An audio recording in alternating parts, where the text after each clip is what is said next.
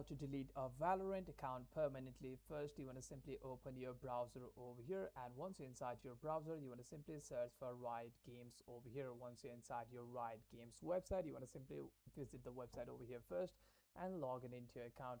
Inside your account, what you want to do is you want to simply tap on my account over here, and you'd be able to find settings. Tap on settings. Inside your settings, you can simply scroll down on here, and inside here, if you find the account deletion option, you'd be able to simply proceed the process to delete your account over here. However, if you are simply looking for a log out support, you want to simply tap on log out over here, and you'd be able to log out of your account completely from every device over here. If you actually want to delete your account, you can simply contact the support team over here. You want to simply make your appeal to delete your account, and the official team will reach out to you with the help to delete your account over here.